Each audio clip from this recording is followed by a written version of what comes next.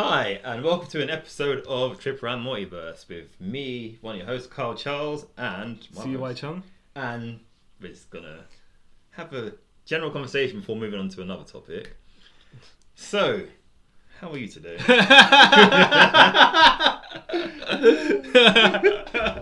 all good. On this fine day we have here. Yes. Now, with the small talk out of the way. Weather's good, children? Yeah, no. The kids I know about? No, I don't. The kids I don't know about? What? Yeah, I don't have any kids. So, just a little brief. So, watched anything interesting in the last couple of days? Was I actually? I was binge watching The Boys. Alright. Yeah, my buddy Homelander is great. Oh, He's an egotistical, egomaniacal, ego egocentric villain that I just can't get enough of. The stupidity, no, I want to say stupidity, the over the topness that he gets up to is crazy. And thumbs up, I don't like messes up on whatever. Thumbs up, oh you're great, no you're great. Yeah. Like, you know what? She's turned up to 100%, 100,000% super hammy camp and everything, and it's just like, yeah, Homelander. Super charismatic and over the top. Like at this point, I wouldn't even call him a villain. I mean, like, it's just like He's entertaining. he's entertaining. Yeah, exactly. Reminds me of the 2003 Hollywood version of The Rock. Yeah. Oh yeah, all the people love me. Me. Yeah. And then, but it's just very, very entertaining stuff. The Boys is a bit of a twisty turny thing with you, and everything like so. Oh, it's hard to just. I don't want to spoil it for anyone. Yeah, no spoilers. We're not just gonna spoilers. Yeah. But yeah, no, that's what I've been looking at, watching recently. Did you ever read the comic of The Boys? No, but I do know about enough of it where Simon Pegg Huey looks like Simon Pegg, and then they cast Simon Pegg as his dad. Yeah. Because they were like, you know what? Pay homage to exactly what came before. But then I haven't generally read Garth Ennis stuff. Yeah, I'm the same. I've flicked through some of his stuff. I think the only thing I've read of his properly was like Punisher War Journal, whatever it is. Yeah, I've read Punisher Welcome Back Frank, which is the Thomas Jane Punisher. Yeah. It's not because it isn't, but it's parts of it. But from what I've gathered, Garth Ennis doesn't really like superheroes. Yeah. Hence The Boys. Yeah. Yeah, and he gives respect to Daredevil. Yeah. And he loves the Punisher. But he makes a mockery of other people. Yeah. And he's like, oh, if you don't like them, you probably shouldn't use them rather than bury them. Yeah. But because like I remember I tried to get into The Boys years ago. This is like mid 2000s when it first came out, and I was in HMV in central London, and I was with my friends. I was like, oh, they have a comic book session. Let me look through it. I was like, oh, everyone keeps talking about The Boys. Let me read it. Yeah. Worst place to ever try and read the comic, especially The Boys in HMV in central London. There's loads of people around. Yeah. Open it up, and I was like, oh, they're having a mass orgy. This is awesome. So just closed it, and then ever since then, I just like. Well, nah. Okay. So I do believe I can't be 100% sure because I can't quite remember. I do believe it's Garth Ennis wrote Crossed. Do you know about? Yeah, I remember Crossed. Yeah. Man, I was reading that. Lucky you weren't reading that in front of children. Oh no. Any kid that picks that off the shelf, they're going, what? Yeah, I can imagine. So imagine basically what it is Evil Dead, Walking Dead. Yep. But they have got the virus makes a cross on their face. They still got their humanity, but it's just some sort of virus that makes them do insane stuff. Yeah. Like very X-rated stuff. Yeah, I was about to say that. And smart ways to go around spreading the virus. Okay. Yeah. I mean, there was a segment where the Crossed. Yeah. They jerked into some sort of bowl or something like that. They dipped the bullets into that. Oh, I've heard about it. They shot people with them. They shot at people with them, which bodily fluids. Yeah. Oh, okay, that's kind of neat, but I mean, that's just some of the tamer stuff that happens, Yeah, Garth Ennis, he's he's got good ideas, but I'm thinking, and some of them are well executed, but you're thinking, what? Yeah. Like, at least with his, like, I don't mean to compare him to like Mark Miller. Yeah. Or Miller or whatever. Like, at least Garth Ennis' stuff is sort of already grounded in a nutcase world, so it makes Yeah, sense. yeah. But like Mark Miller tried to set his stuff in like a realistic world, but then it's just too far fetched. Like, wait, what? Yeah, There's no balance. You mean like Nemesis? Yeah, like Nemesis. Literally about to bring it up. Like Nemesis. I mean, the whole sell of that was, what if Batman was the Joker? Yeah, you're like what? Like, Yeah. yeah. And he's just terrorizing their police commissioner. Yeah. And, okay, cool idea, but yeah, and the execution wasn't that bad, but it's just the stuff in between. It's like, okay. Why? Yeah, again. I can see this is a Mark Miller style story. Yeah. When he tones it down, when he's probably waiting for big companies that say, look, hold on a minute. So our characters have legacy back. He needs someone to wheel him in. Yeah. Like, when he's doing his own stuff, he can do whatever the hell he wants. Yeah, and no one tells him like, dude, maybe you shouldn't do that. You know. The when they made Kick-Ass into a movie, and they had to adjust some of the more outlandish things. Yeah, which in my personal opinion made it better. Yeah, because I read the comic. I read the comic first.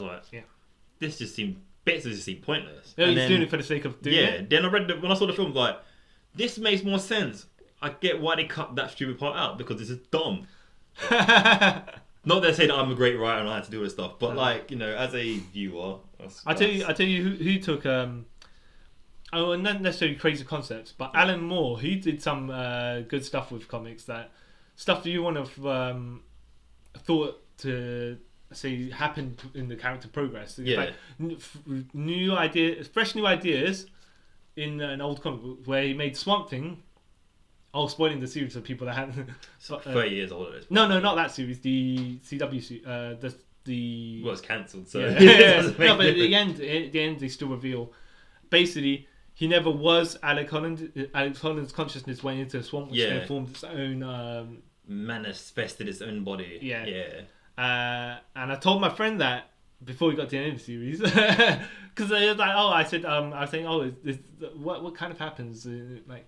Oh, and he was the that, and then and I said, I think I might have a spoiler, but I'm not gonna say. And he said, no, tell me, I'll tell you whatever. And then obviously, when he got to that point, because he was watching it and he didn't know, so he didn't know if they were going to go to that point. But when he found out, he was like, "Oh, you spoiled it for me." No, you asked me exactly. And again, like you didn't know if they were going to that point to begin with, anyway. So you want clarification. I think when you watch it with that stuff, knowing that in mind, but no, Alan Moore, who's.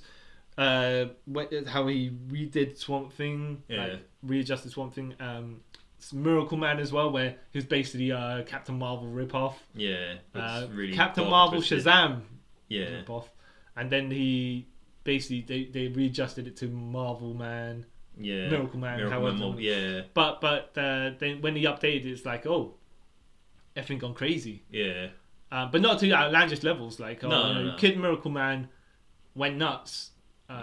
But was it one of them? Either Young Miracle Man or Kid Miracle Man. Yeah, and destroyed entire London, and then Miracle Man had to come back and put him down for good. Put him down like weirdness. He retconned the Aben Sur. Why Aben Sur was so. Green Lanterns can fly in space. Yeah. Why would you have a spaceship with you to fly around in space? Right, they did that in the 50s, and then they're like, all right, I think they came up with some sort of solution, but it wasn't the greatest. Yeah, because he wanted to. No. And then Alan Moore was like, oh no. First of all, I do believe he was in the spaceship, and they were saying, it's the yellow bands or something like that had to go through, and then that's what corrupted his spaceship, caused him to land, because the Green Lantern's weakness is yellow. But I think Alan Moore wrote it like he started doubting. He went to the planet Yasmol, and they corrupted him. They made him doubt his power ring, and because it's willpower that runs the ring. Yeah. You start fearing it. Fear starts going into your mind, and then he's like, okay, well, I'm not. They told him the tale of, well, essentially will become the Sinestro War. Yeah.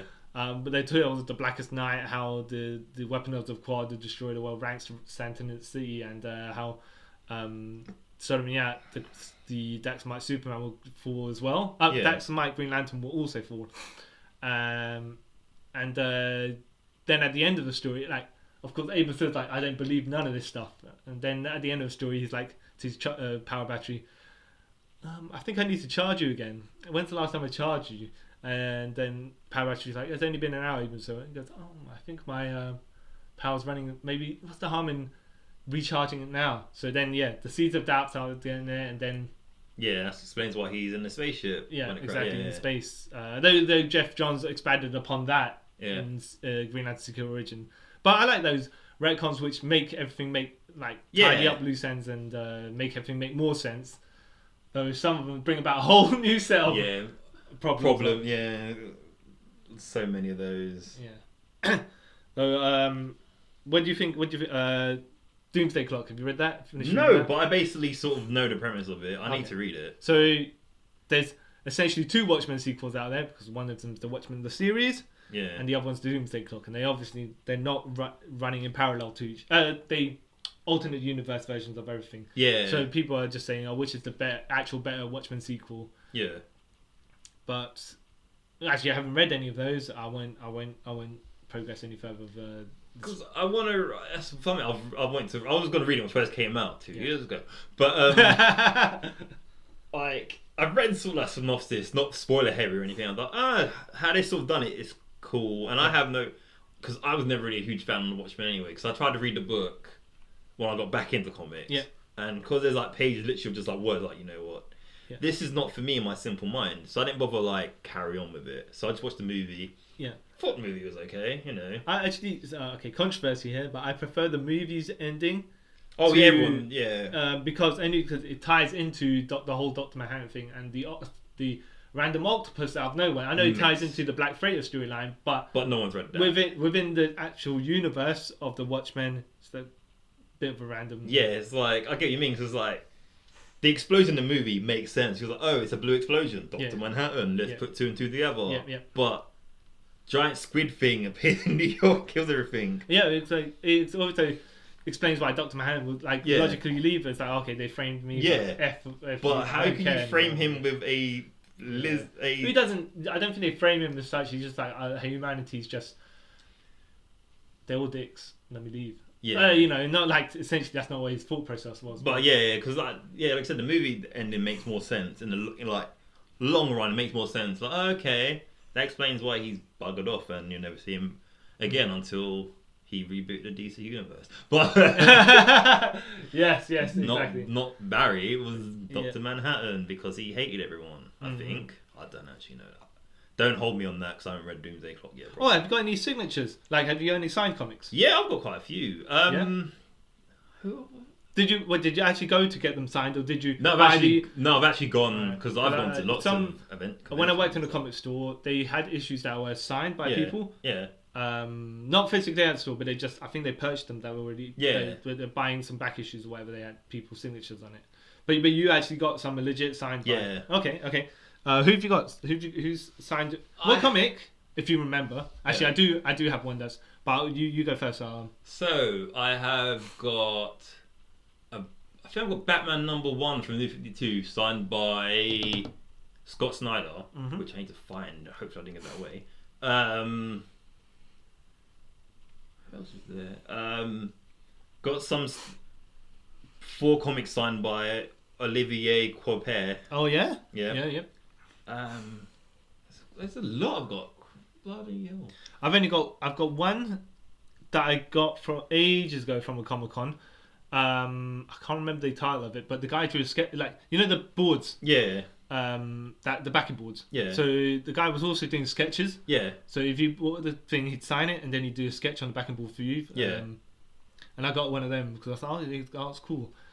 And yeah, he legit drew in front of me and just done. That's it. He was just drawing in his bed. Yeah. The times between people buying stuff as well. So it was like, cool to see someone legit just draw in front of you, and I didn't pay that much for it. I think it was like a $10 or something. It wasn't huge. Andy Diggle, yeah. The guy X-Men. He wrote the Shadowland stuff for and Daredevil. He did some Green Arrow. Green Arrow Year 1. Yeah, got him to sign my Shadowland 1 to 5. Yeah.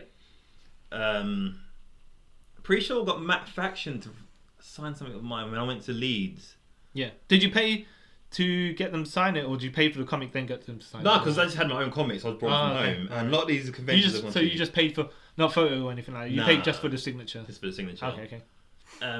Christopher Claremont, the legendary Ooh, X-Men writer, right. I got him to sign my wedding issue 100. Issue 100. No, your X-Men wedding. No, your actual wedding. Not my actual wedding. 'Cause X-Men wedding. X-Men Yeah? wedding. Yeah, I got that signed, and when I got it signed, he did. Which X-Men wedding? The Cyclops, Jean Grey. Yeah, the proper wedding. proper yeah? wedding. Yeah, he didn't seem too bothered, and I was like, oh, I specially found this one. You can sign it. He's like, oh, great. Signed it. I left. I'm like, oh, cool. Gail Simone, I got her to sign my Batgirl #1. Were from any of New these 52. queues particularly long? No, because I was smart. I waited till like near the end of the day to. Okay, gotcha.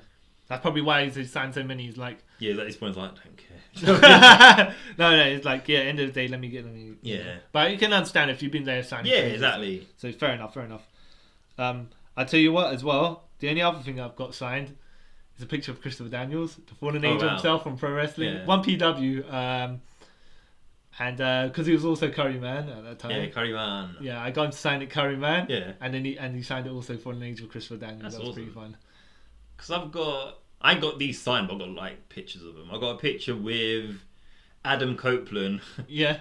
the Rated R Superstar Edge. How much was that? £40, I think. Hey man, he's like my favorite wrestler. No, of all time, I'm just so- saying, like, when you, I mean, I think I paid about 15. Yeah. Got a picture, signed picture. So got a picture of Christopher Daniels, a Yeah. signed picture, Yeah. and it's like he already had in his Yeah. the picture that His he already pro- had, and then he yeah. legit signed in front of me. His merch. But yeah. Yeah. Yeah, that cost me a bit, but I didn't care because it's Edge. Well, and at that point, even if he was a retired wrestler, Yeah, he was still on TV Yeah. as in Viking. So Yeah, so. he'd be whatever he's going to be. And I got Jason David Frank, who you guys might know as the original Green Power Ranger. Got a picture of him. That's pretty awesome. I think for that he paid 25. Oh, really? Yeah. Yeah. There was Johnny on Bosch. Yeah. Got a picture of him as well. Yeah, but so I didn't get a picture, but his thing was 25. Yeah. My friend, I was like, oh yeah, my friend to get because Yeah. he was Johnny on Bosch fan. Yeah. Not because, by the way, of Johnny on Bosch's voice acting, and Yeah. not because he's a Red Ranger, because Green Ranger. Green and Ranger. Black Ranger, but go on, yeah. He's done some different films, Yeah. martial arts films, and Yeah, my yeah. friend was a fan of those. He also has a band, which is so random. Yeah, I got a picture of him because obviously I liked him as the as the Black Mighty Morphin Power Ranger and the Green Zero Ranger Yeah. and Green Turbo Ranger. But anyway, he's also does Noro's voice in Devil May Cry 4 and 5. So yeah, and he's in Naruto. What else have I got? I've got quite a weird bunch of stuff. I've got some stuff signed by some Transformers artists. Yeah, I want to say some legit Transformers, No. please, man. They're not real. But yeah. When you say art, so you mean of the not the voice artists, you mean the actual like comic book artists. Right, Yeah. right. Because a lot of those original OG Transformers. I suppose you call the voice actors, Yeah, not they're voice dead. artists, but yeah. But yeah, so a lot of them I got from going to conventions. Yeah. I'll tell you what. I have one. So I've been to a couple of conventions, but I've only got one major. I got a Comic-Con story. I'll Yeah. tell, and then I'll ask you if you got. I've You got can quite a few. follow. Yeah, you can follow me up Yeah. afterwards. But so I don't know if in the ones you got to, they've done the where they do cosplay. And people Yeah, come in yeah. costumes and they look good and stuff like Yeah. that. All around the Comic-Cons and stuff. Yeah. But this one had it's like a pageantry. They had Oh, a stage yeah, set yeah, up, what I'm right? talking And about, people yeah. walk out. I'm like, all right. So me and my friends sit down. We're like, all right, we're just gonna see people in cool costumes or not so cool costumes or whatever. Yeah. Yeah. So it's all right if they're coming up and they're walking up the catwalk, Yeah. spin around, walk back down, right? Show their costume, spend a little bit of time Yeah. posing or whatever. Okay. Now I assume that's what it's gonna be, except that and it's all right if they come out and they have theme music playing in the background. Yeah. That's what you expect. Yeah. Some dude came up as the Joker. Yeah. And then he started reciting the Why So Serious Heath Oh, Ledger thing, and God. I was like, what? Mm. Is this how it's going to be? Right?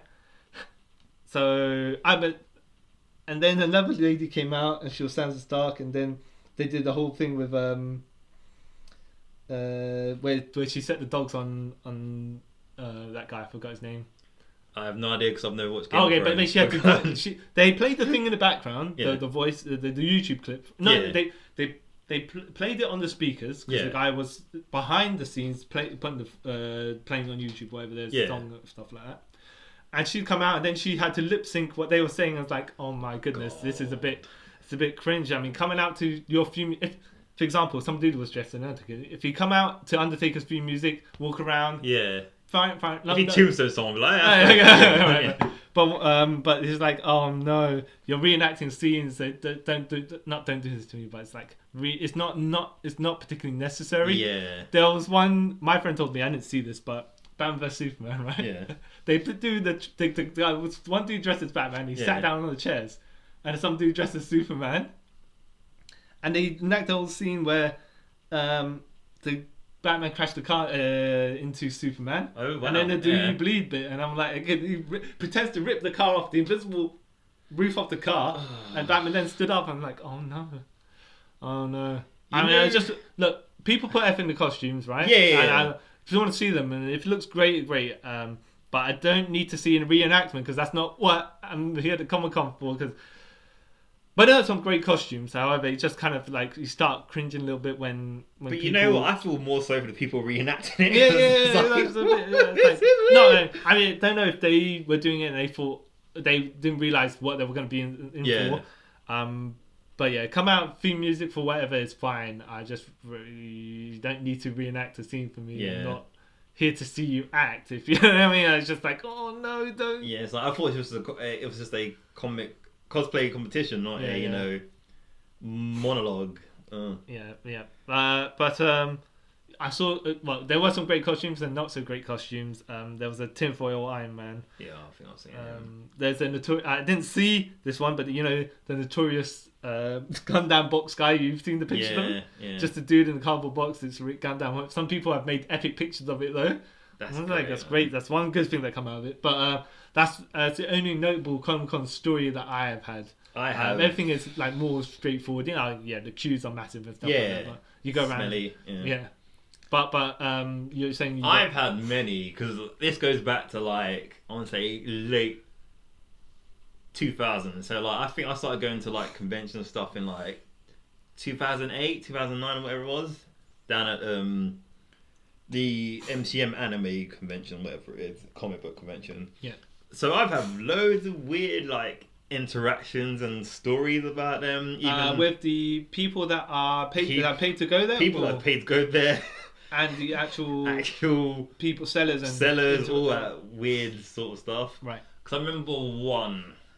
This is one of many stories. Yeah. No names, no names, just in case. I mean, I don't know what's going to happen, but best to put no. Unless you're talking about specific the actor or whoever you interact with, but none of your friends' names. Just the actor ones become different. They come later because they're funny as Okay. well, and I might have to expose one of my friends. Yeah. But anyway, there was this one guy.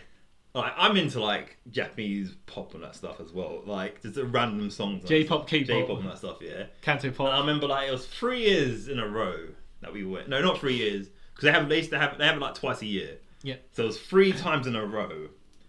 There was this guy. Me and my friend nicknamed him Sonic Guy because he literally has a Sonic hat. Okay. And he has. If anyone knows, there's a game called Sonic Riders. Sonic has like a hoverboard.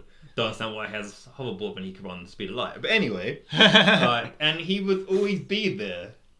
And like when there's like a little Japanese pop band concert on one of the stages, he'll be right at the front just bopping his head. What, Sonic Guy? Your friend Sonic Guy? Yeah. Okay. And like, me and my friends, it might sound bad, we noticed him all the time, like, oh, Sonic Guy. And every time we were doing it, he'll look around at me and start smiling like, oh, dude, does he think we're friends? And, and then one time he didn't go, so we all got worried. Like, oh, what happened to the Sonic Guy, man? He looked like he was having fun. Because at first we thought we made fun of him, which is kind of bad. Yeah. But then, it's like, you know what? He's out going. No, like he's there enjoying himself. He doesn't care what anyone thinks. Yeah. Good on him. Need more people like him in the world. Yes, yes. And I think he just retired because I'm pretty sure he was older than me. But like he was, dude, he was a legend, man. Like even to this day, when my friends talk about Sonic Guy, he's the best. I actually want that Sonic hat as well. And MTM, that like at first I went. I thought it's good and everything, but like like you said, the queues are way too long, whatever. And then they didn't really cater to like the comic side of it. It was more the anime stuff and all that. So it is what it is. I like anime, but I'm not the hugest fan of anime. Yeah. But then that's when the rise of Deadpool guys happened, when every other person was some iteration of Deadpool. And then they'll just come up to you, start trying to talk to you like they're Deadpool. Like, dude, you're not Deadpool. You're not even funny like it. This is before Ryan Reynolds started doing Deadpool. Yeah. So it's like, oh, this is lame. But another funny story. I've only dressed up once though to go to that place. Yeah. Because my little cousins went. This is when they were still kids. I took them. So I went as the Red Hood, but I was the most budgetist version of Red Hood ever. Didn't even have the mask. I just had the domino mask. And then I remember some guy come to go, dude, man, your costume's so awesome. I was like, how old is this guy? I don't know. I was about 21 at the time, so he was older than me. Oh, okay. I was like, you talking to me? What? Who? are you taking a mic or are you being serious? Oh no, it's pretty good. And he took a picture and I was like, dude, what I'm wearing is a brown leather jacket and a domino mask and a crappy Batman sign painted red into a white t-shirt. But whatever. Yeah. Now we're gonna go to more embarrassing stories. Did you know about the Comic Con called Kapow? No. It was run by Mark Miller. He's made okay. another appearance in this podcast. All right. Basically, his whole idea was like, I'm gonna make the largest pop Comic Con in Europe, whatever. Yep. So he decides to rent out this place in Angel, the business center. There's this design center. Yeah. Yeah. You've been there, right? I've been there. It's probably not the best place you want to do something like that. Mm-hmm. So we went because it was around the corner from like everything. We were in London, everything's around the corner. Yeah. So we went. Queues were terrible. I don't blame. Wait, do you not buy not the express tickets, but the priority tickets and stuff like that? I mean, like, do you queue up to? Are you queuing up to receive your ticket, or are you queuing up to buy your ticket? No, we paid in advance. So there's two queues. Yeah. If you're paying on the day, you might get in. If not, if you paid already, you line up. Still, those queues are long. Yeah, I know. It was like round the block. No, I was just checking because I was like, man, even not the fast pass, but the pre-booked ones are still okay. But sorry, but continue. So so we got in there and that stuff. We got the weekend pass for the first day, so everything's just a mess because obviously the first one is what they're doing all that stuff. Yeah. So do you know the actor / writer / everything Noel Clarke? Yes. Yeah. All right. He of Doctor Who fame. Doctor Who, yeah. So sorry, George, about this. And Kidulthood, Adulthood, yeah. and This is a funny story. Okay. Sorry, George. Because he was there, I was like, you know what? I like him. He's alright. Well, we're gonna queue up to get me and my friend was like, oh, we'll queue up, we'll speak to him. Her sister's a fan of him and Doctor Who. She wanted to get some time for him. So we went up to him, started talking and everything, having like a nice conversation with him. Then my friend George. Because as a joke, I went, yeah, that's my friend George. I pointed at my friend George, but he couldn't hear what we were saying. Yeah. So he decides to walk over and goes, Noel Clarke, what my friend's saying about me, I never said anything bad about you. Because I'm weird, like, no, I'm sorry. And Noel Clarke, what, you mean saying bad things about me? Joking along with him and that stuff. And then it just went bare awkward. And Noel Clarke, I'm joking, man. It's good, blah, blah. And for this day, we always, like, make a joke about, oh, George, man, I remember that time we got in a fight with Noel Clarke. I was like, no, man, I thought you were saying something bad about me, so I had to come defend myself. Like, what are we going to say bad about you? So then it was, and from that day, I just thought it was hilarious. I want to say, like, nearly 9 years on, we still make fun about it. But that was one of the better ones. That's when I met Zack Snyder and all that stuff. Yeah. And Zack Snyder? No, Scott Steiner. I was going to say... yeah, Zack Snyder, he won't be there. Right, I think he was too busy writing one of his Batman films. But, there's another funny interaction that day as well. Yeah. Actually, that was a couple of years later, the same event. Yep. Do you remember Scott Snyder writ, was it Deepwater? The Deep? He wrote some comic. Yeah. And I think a week after that, it came out. And it didn't get, like, all 5 issues were good until the last one. Yeah. And one of my friends was getting a soft sign by him. And he goes, oh, so what did you think of people's reviews on the final issue of whatever it was called. He goes, what do you mean? It's it's not getting positive reviews. He's like, wait, what? And I'm standing there like, dude, why are you asking him this sort of stuff? That's like, I don't understand when people do this. Like, yeah. And then I just walked away. I was like, I don't want to be part of this negativity, awkwardness. And he goes, oh yeah, he said he didn't know. I was like, why are you in this sort of thing? Oh, well, you put yourself in that exactly. situation. I try not to. I try to be the most politest. Like when I meet celebrities and stuff, I'm the most nicest, politest. You know, I don't bring up stupid things like that. Yeah, that's like me going up to Hulk Hogan and asking him, oh, how do you feel about that whole racial situation thing? Yeah.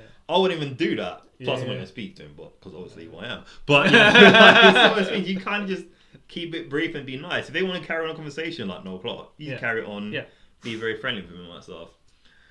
And so that's another one. So also being to London. Do you remember Super London Comic Con? When year?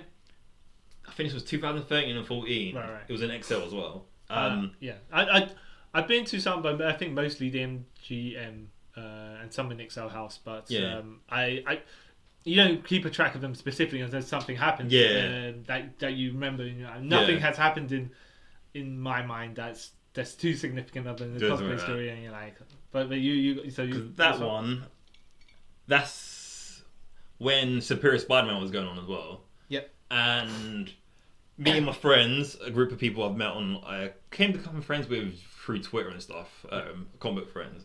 We met Dan Slott and we got a picture with him. Yeah. And it's pretty cool. Yeah. That was a nice day. And that's also... But no one cussed him. No one cussed him because you can't really cuss Dan Slott. No, but no one said anything awkward. Because I even warned them, like, dudes, don't do any stuff. I mean, especially at I don't want to say the controversial time that Superior Spider-Man was coming out, but that the Octopus replaced Spider-Man, some people weren't happy about that. Yeah. So I was like, I'm not gonna.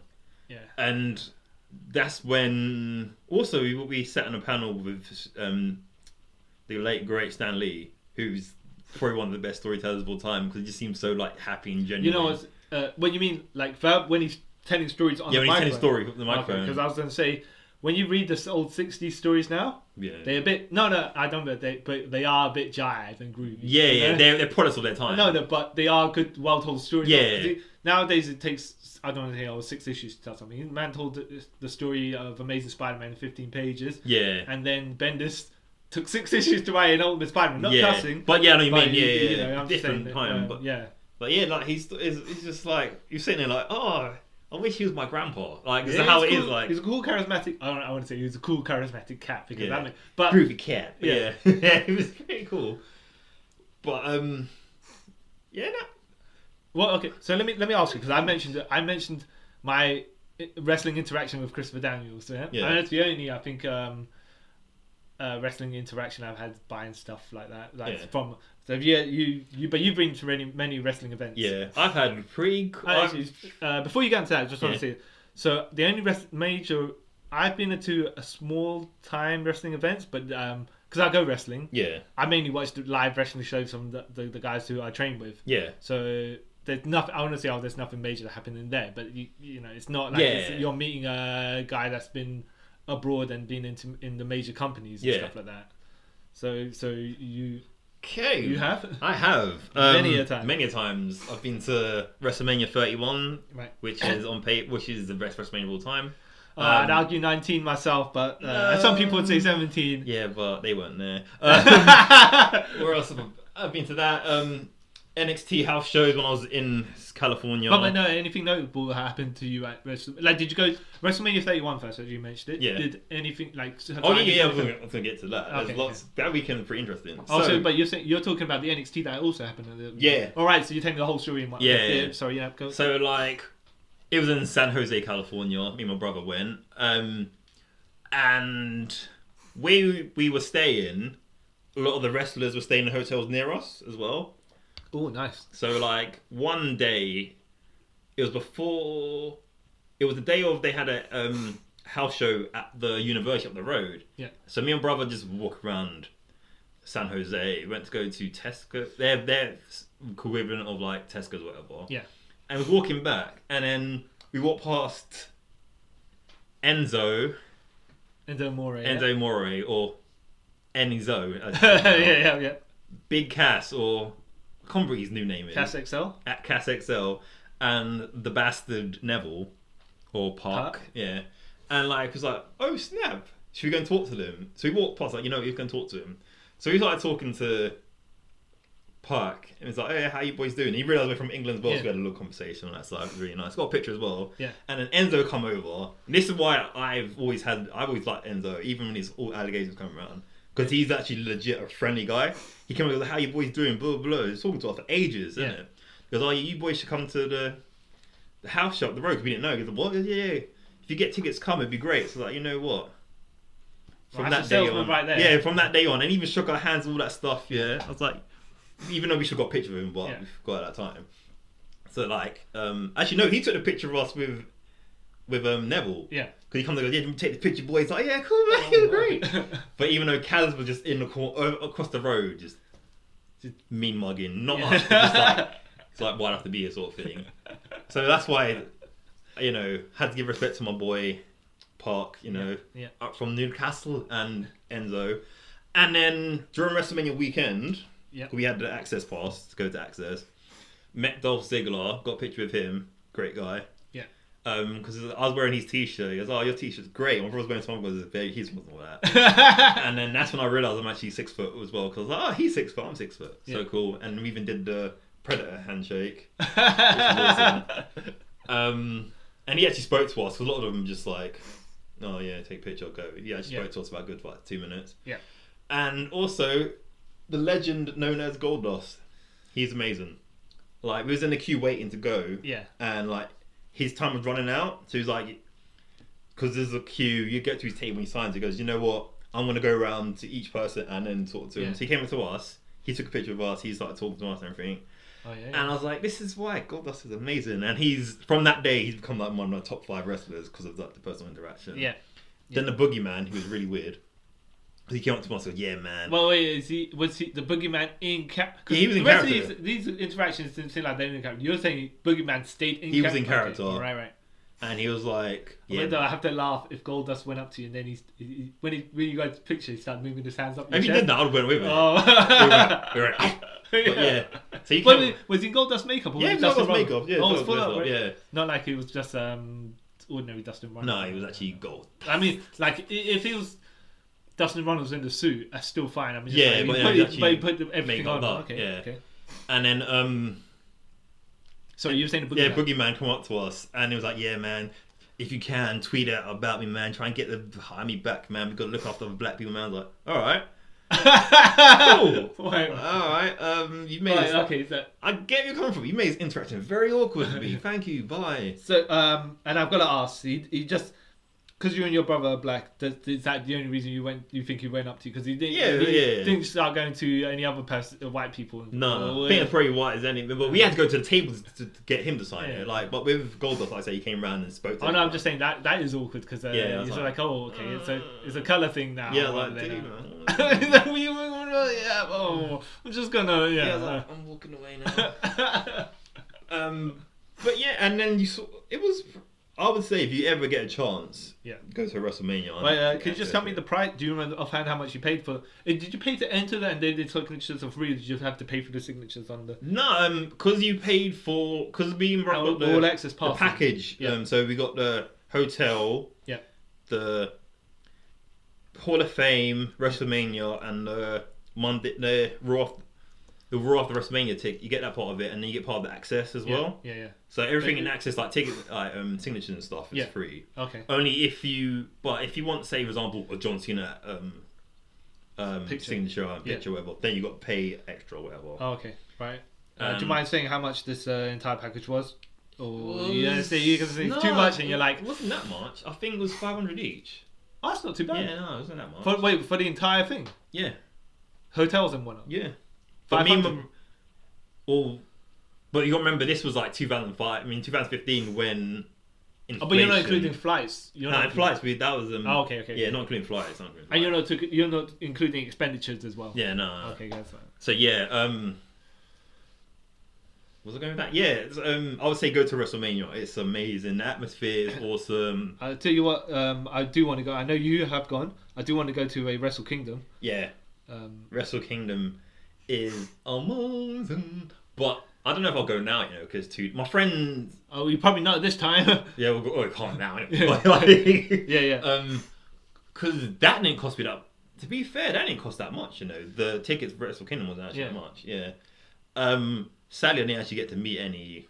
You don't. Japanese. You don't see them like so. When I was in Japan, yeah, they had sumo. They had a sumo thing that you going on that day. Yeah. And just randomly, you see this big sumo wrestlers walking about. Obviously, you don't want to bother them on the day and stuff like that. I mean, some people. People do. Yeah, no, but I'm just saying, like, they're gonna have a sumo fight later on. So it's like they're probably just getting about their day at the time. So you're gonna see them later on, and you don't really bother them while they're prepping. Yeah. But they walk around all freely in their robes and stuff like that. So, but yeah, randomly. So, but you're saying you never actually saw any? No. Any wrestlers out that day? The closest thing I saw was Dave Meltzer when I went to the New Japan t-shirt shop. Yeah. Can't remember where it was located, but anyway, yeah. I literally just walked past him. My friend goes, "Oh, Dave Meltzer."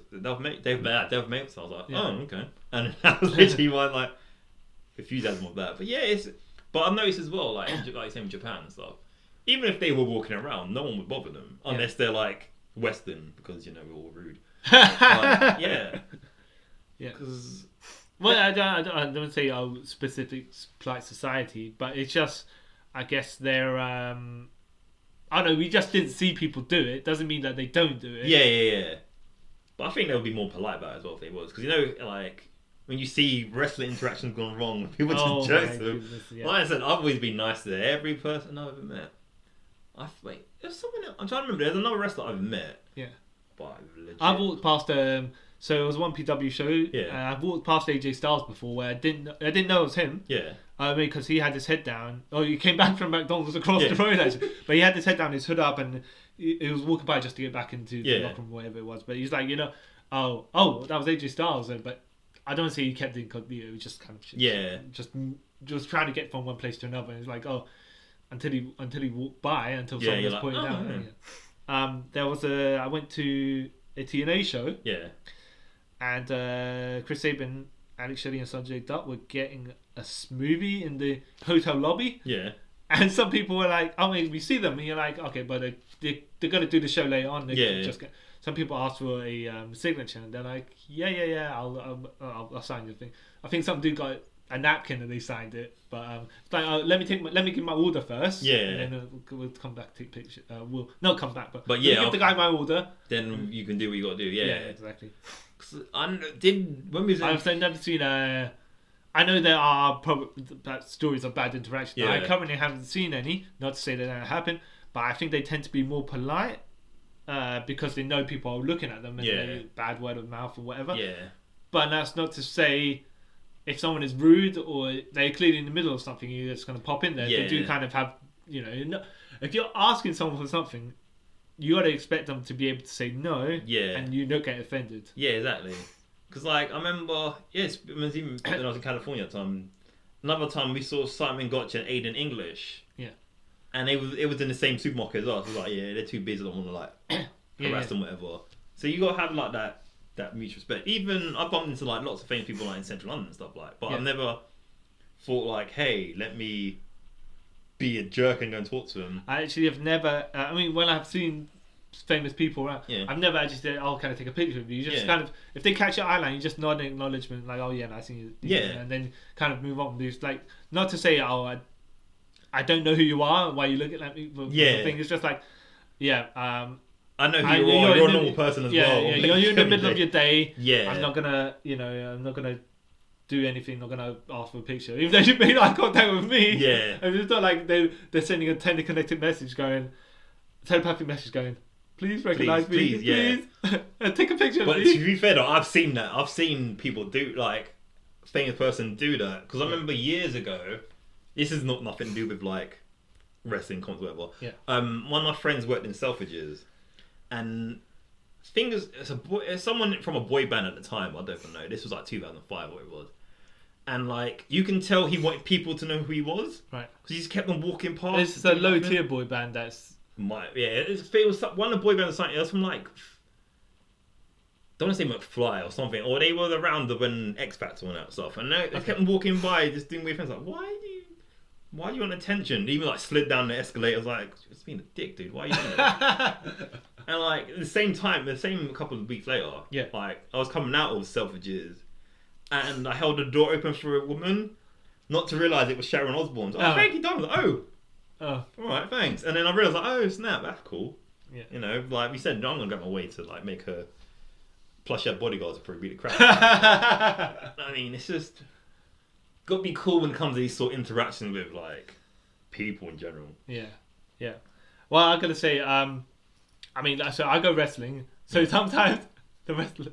So when the people are in character, they gotta be their stuff. I mean, so I've had some of the guys walk into the ring, shove me, but you're like, oh, you know, we're all mates behind the scenes. So it's like, you gotta act like a. When you have characters a dick, you know who Paul Robinson is? Yeah. Oh my god, that guy is he portrays himself such a lout. Yeah. Now I've not met him. Yeah.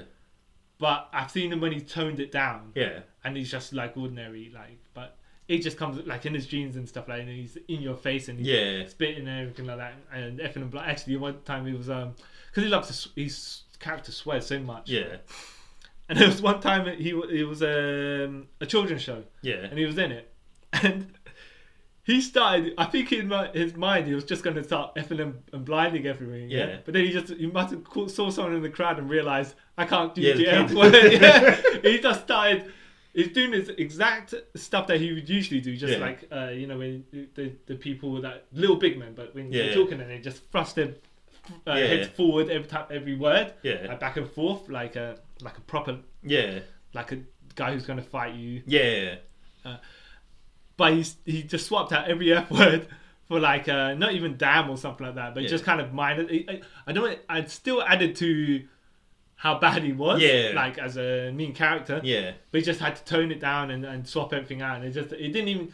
It's like you take a fraction of a second to quickly swap out something else with something else. See, I like that sort of stuff. When someone could do that. Yeah. But that dude was like that character is very, very sweary, very sweary. In fact, actually, he's the opposite of Cara Noir. Do you know? Like he beat Puck and I understand that. Yeah.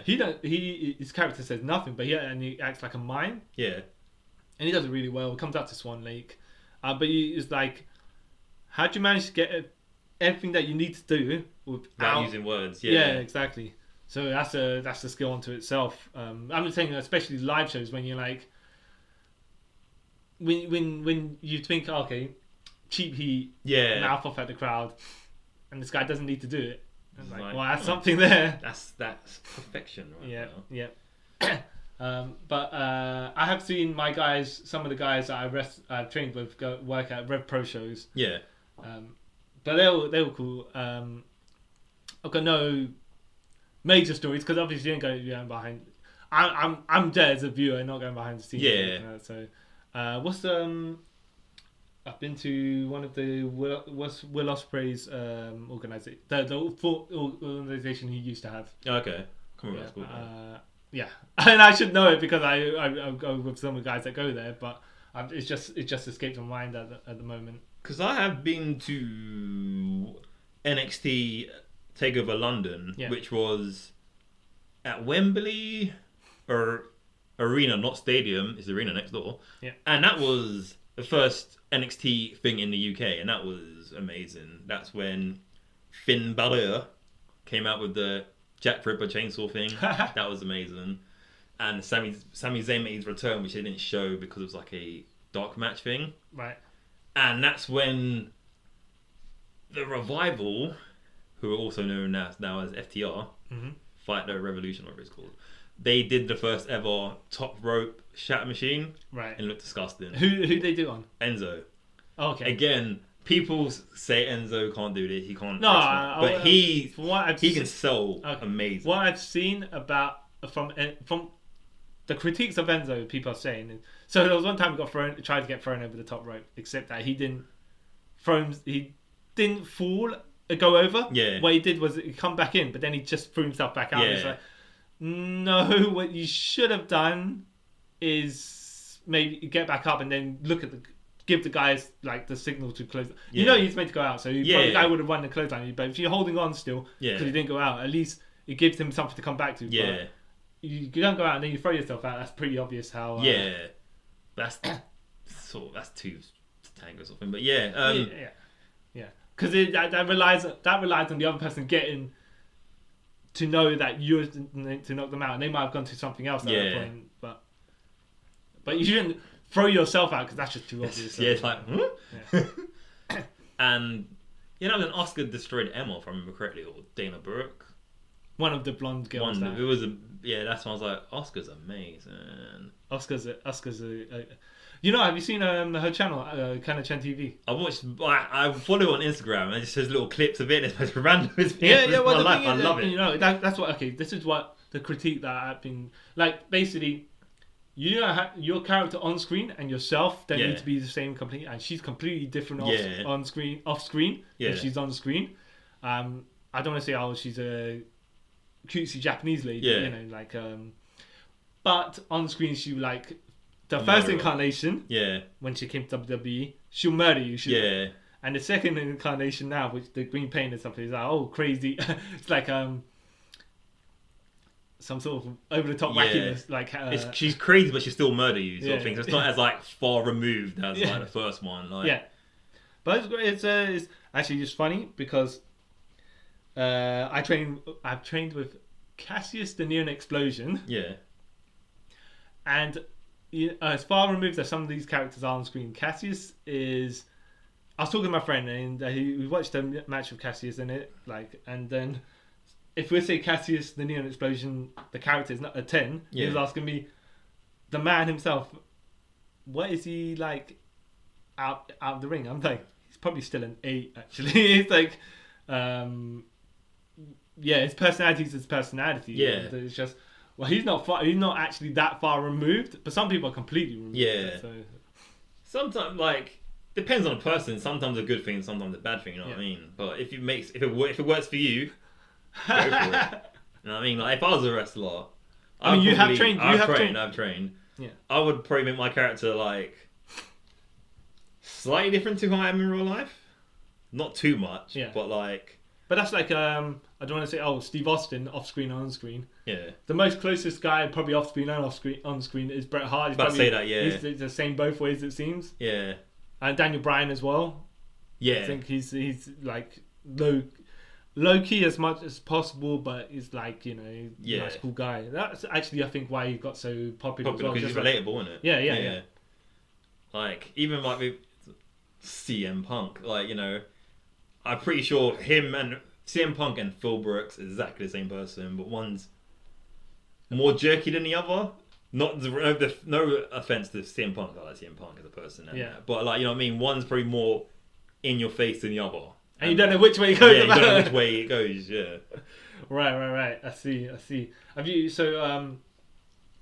have you met any like someone like someone with more outlandish gimmick? When I say The Undertaker or Kane, or like came back in the day when he was the masked monster. I think the only outlandish like going back to was probably Goldust. Okay. And he was basically at that point. You're saying to me, at that point he was Dustin Runnels in makeup. Yeah. Not the full on Goldust character. Yeah, not the full on. Actually, no, but yeah, him and Boogeyman, who was far removed from life. Okay. Yeah. Well, yeah, but I think that seemed like Boogeyman was trying to shill him to do something for him. So I can't say I've interacted with. But then again, when you work with these, when you train with these guys, on and off, so it's a bit awkward to say, I've interacted with them as characters, because it's like. They're just tweaks. They're not hugely different. But they might do adjustments. Might be a bit more over the top, flamboyant. Funny, you know, I have to say, cutting promos out the top of your head. Or I know it's like different when you're saying the Boogeyman shilling and stuff. Or but they're all cool off screen. Yeah, it's just when they're on screen, business has to get done. You know, exactly. So everyone I've met, just even like Dolph Ziggler, just. Dolph Ziggler. Even though I reckon Dolph Ziggler is just the same as Nick Mammoth. They're the same person. Actually, you know what's funny? When I'm watching Xavier Woods' channel, Up Up Down Down, and everyone's like, actually they're actual personas. Yeah. So when I see Roman Reigns, before Roman Reigns was Tribal Chief, when he was in the Shield and he was being John Cena light, the Superman character ish, the Samoan Superman, whatever. It's just that when he was on that channel and he's just sitting down, chill, playing games, it's like, well, this is the guy. I want to say I can be your star, but he's just not an ordinary guy, but his actual persona. Yeah. Whereas the persona you're trying to fit him into is not who he is. Not to compare, John Cena, I can believe seems like he's a toned down version of the John Cena character. Yeah. But he's more of, say, the Superman. Yeah. And Roman Reigns can be not necessarily... He can be the guy that appeals to the other side, like the Batman. If you know what I mean? But the silent kind of like... The silent juggernaut just kick ass. Even though when you think about it... Sorry to go to a comic tangent. I don't know how people can relate to Batman. I mean, things like, how do you relate to Batman? But don't we see earlier? He just beats up psychos. Exactly. He has no... And we didn't say this earlier, actually. He has no social skills when you think about it. Yeah. Like... No, we're not all billionaires like him. You know what I mean? So how do you relate to someone like that? Like, realistically, you probably... And when you think about it, like, realistically, you probably relate to Superman more because, you know, he tries to be human. Yeah. Like us. Yeah. But Batman is some weird next world entity that just sees vengeance. You know what I mean? So, no, but comparatively... But yeah, I know what you mean. I get your comparison. He doesn't need to be... Roman Reigns don't need to be directly Batman. We're just saying the persona needs to come... he's not the colourful... type, you know. Yeah, he could be better comparison. Could be like, he could be the Spider-Man, you know, like everyone could relate to Spider-Man. Well, I think Daniel Bryan's probably more of that, like the everyman Spider-Man. Not necessarily that, but I'm just. But the comparisons don't work. I'm just saying that Roman Reigns don't even dress like in the bright colours. Yeah. Like John Cena does, so you can see that John Cena's the Superman. Yeah, that's for marketing, but but you could just, because he dresses in black and whatever. I'm not saying directly, obviously, as the Batman. The more silent, kick-ass persona. It's just they want him to be like, I don't know what they're trying to make him like, because you know when he's terrorizing Rusev and Lana, and they wanted to try and make him like The Rock. Yeah. And that segment, and then there's the Suffering Succotash, and you know. Oh. The whole point of this conversation. Other sort of, not wrestling wise, but other, there was a good... It's probably stopped now, obviously, because of what's going on. The good Comic Con it's more like an artsy sort of thing involving comic stuff. Comic Con in Leeds called Thought Bubble. Yeah. That's a pretty good one. That's where on a Saturday night they have I want to say party. Right. Of such, it's weird. One year I remember it being amazing because of this. I remember I got slightly drunk. Yeah. That's a lie, I got drunk. And they were playing Cowboy Bebop the movie in the background in the school. I was like, this is the best part I've been to my whole life. And I was literally just standing there drinking, not hearing the film. Yeah. Just had it, I was like, this is amazing. That's when I realised Cowboy Bebop is probably the best anime of all time. But it's the most surreal thing I've ever been to. Like, I've been to 3 of the parties. Yeah. And it's not to be derogatory or whatever towards the nerd culture, but it's amazing to see these people who, you know, they don't really socialize in the real world and stuff like that. To go to this sort of place, and just have the time of their life, it's amazing. You see people in cosplay like dancing to like pop music from the 90s and stuff like that. Yeah. And then you got Kieran Gillen, the writer. Yeah. DJing. Oh, excellent. It's weird because it's his playlist from his iPod or whatever, and he's just there going dancing and stuff like that. And then he takes it a bit too far. So there's a little joke between me and my friends, like, not now Gillen, because he always wants to be involved in it.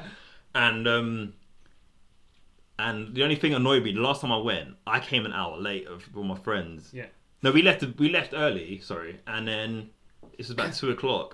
DMC from Rom DMC came and he did a whole set. Oh, right. And I was like, if we just stayed that half an hour longer, could have been a part of amazing stuff. But But yeah, so I just thought I'd just have that little story. Yeah. But yeah, so if you live in England, or if you don't live in England, if you get a cheap flight once COVID's over, go to Leeds in November and football ball. It's amazing. It's amazing. We'll plug there if you want to pay me. Yeah. So yeah, should we wrap this up then? Yep. Wrap So it up. yes, thank you for listening to us talk an hour about live events and conventions, and then trail off into wrestling, but comic yeah, books, then whatever. So yeah, thank you. Follow all our social medias, which will be in the description. And I have been Carl Charles. I'm still Chon. And thank you for taking a trip around Multiverse with us. I'm not going to say True Believers, but bye. Bye.